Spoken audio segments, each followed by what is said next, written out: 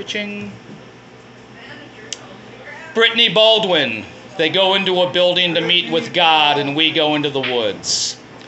Watching a documentary about mental health, they interviewed a doctor from Africa who was relaying how after the Rwandan genocide, a lot of Western mental health doctors came to help counsel people about their grief. The African doctor said we had to send them home. They had very weird practices. They would take people into a small room alone and sit them down and ask them to talk about all the things that made them hurt. There was no dancing, no sun. It was really hurting people, so we sent home all the Western doctors and brought people outside into the sun, and we danced, and that is how we healed our community.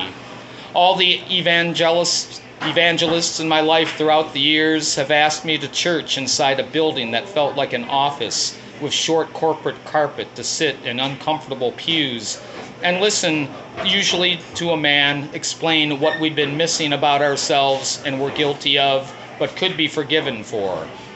It was probably growing up an only child in the mountains in a log cabin on the end of a dirt road bordering a 1,000-acre park where I wandered around alone constantly, but I've only ever felt close to whatever is happening here in this life through nature or on a dance floor with my eyes closed, digging into the hardest parts inside me. I am happy that people find what they're looking for in those buildings. I return to them sometimes, mostly to understand others better and wonder at what they find there. But I also wonder if the beauty of nature would distract from, usually a man, talking at the front about obedience. Because why wouldn't we meet by the waterfall to talk about God? Why wouldn't we watch the salmon dance together, half dead at the foot of that waterfall, and think about sex, death, and rebirth? What is there to forgive in the salmon, the waterfall? Why wouldn't we dance together in the field after, or sit quietly and listen to the forest, our heartbeats, the whisper within that space? There's that moment after all the traveling and effort to get there that you finally get out of the car or bus and follow the other tourists up to the rim of the Grand Canyon. I always start crying, visiting it daily for a week. I spent most of my time crying when looking out into it. One evening there was a punk girl next to me who walked up and said, "I really thought this would be better." I was torn between wanting to fight her and cry for her. I might be more alone in this in a way than the people who go into buildings to find God in books and words of mostly men talking about guilt and the possibility of forgiveness.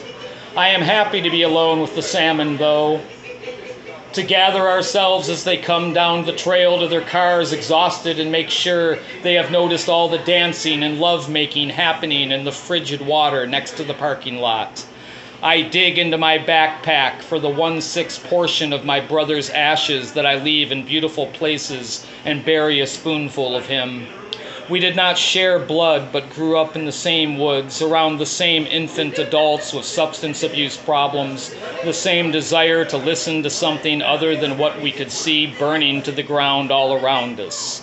I buried a spoonful and spoke to him about the salmon below us. I pointed out the eagle's nest on the hill opposite, the charred trees from the fire started by a man most of us will never forgive, but also understand in some place inside us.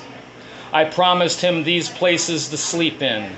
I promised him I'd forgive myself. The fire around us I escaped and he did not.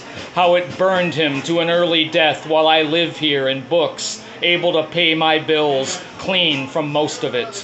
And I visit the waterfall, the ocean, the mountain, old-growth forests with overflowing rivers, and attempt to wash myself from the guilt. I am an old woman now in the back of the club dancing, some nights half dead with decomposing, deep red and white tears flaking from my nervous heart like salmon skin. That was Brittany Baldwin.